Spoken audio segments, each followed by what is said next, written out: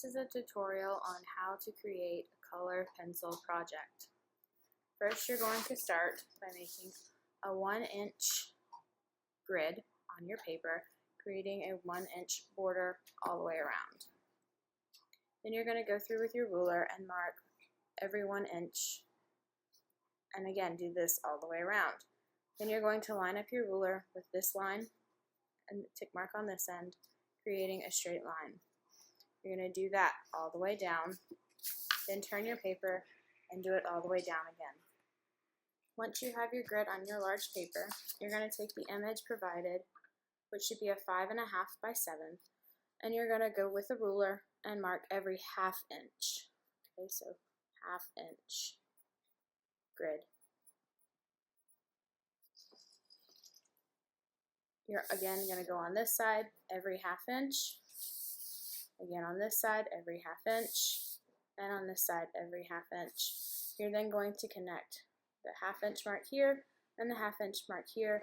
Draw a straight line with your ruler. Again to the next one, draw a straight line.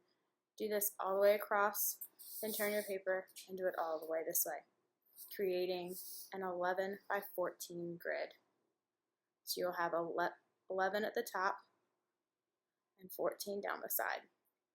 After you have your grid drawn, you're going to go box by box from your original image to your paper, creating every detail that you see.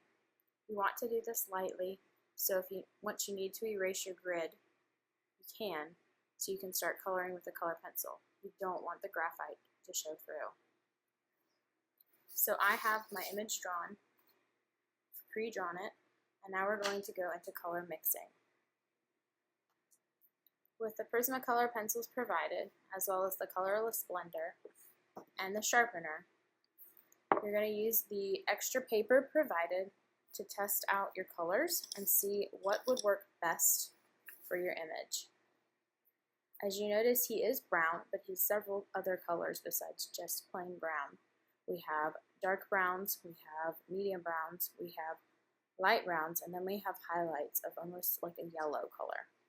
So on my scratch paper, not in the margins of my image, I'm going to test out these colors to see what they're going to look like on my paper. This is terracotta. This is chocolate. So I might use this in my shadows around his ear, right in here.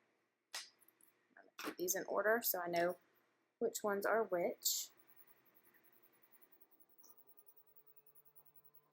Definitely see a little bit of this color right here on his nose.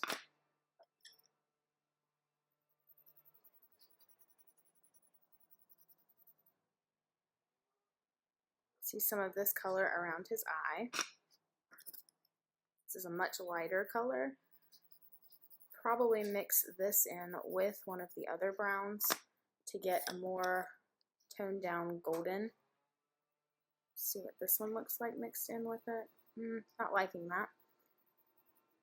Don't see too much of that color, but maybe somewhere in his nose. He has a little bit of it. And we're back to another dark brown.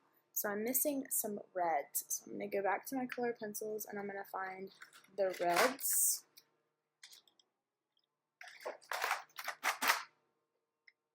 And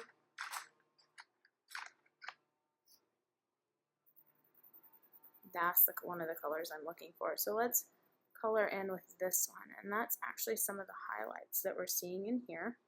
We're also seeing more of a golden version of that color. So I'm going to mix these and see what colors I can get. Maybe even adding a third layer. You notice I'm not going too dark too fast because I want to be able to mix those colors together.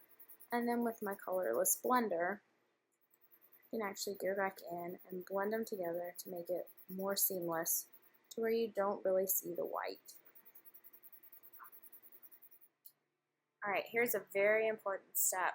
Make sure you erase your grid on your image before you start coloring. Do not color over the grid.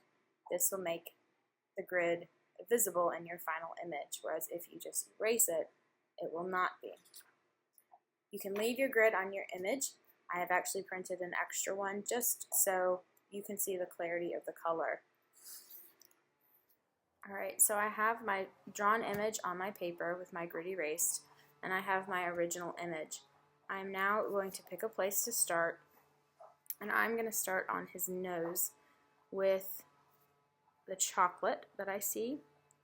So I'm going to come in and just start coloring. This is a long process and it will take quite a bit of time. I urge you not to rush. And I urge you not to push down super hard with your color pencil, because you never know, you might want to go in with a darker color and change that color, which I'm looking for my black to make darker shade of brown.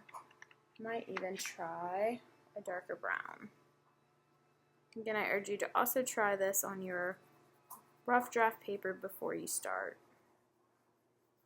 I like that. That is a very close color. Still needs to be just a tad darker though. So I'm going to keep looking until I find my black. I'm going to add just a light color of black over top of it.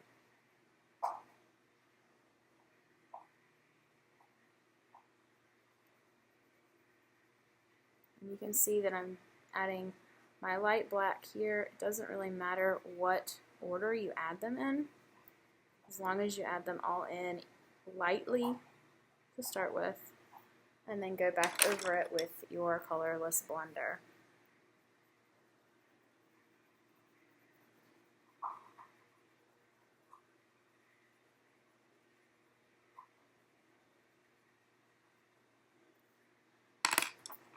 To add the warmth, I'm going to go back in with my chocolate.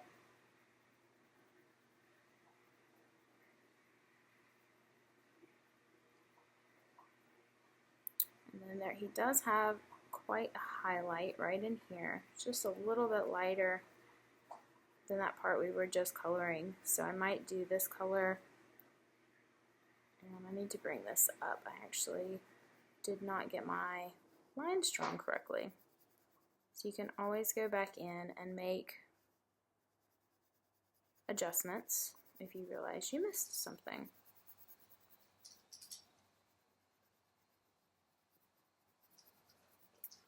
I'm going to grab my other two colors that I also used.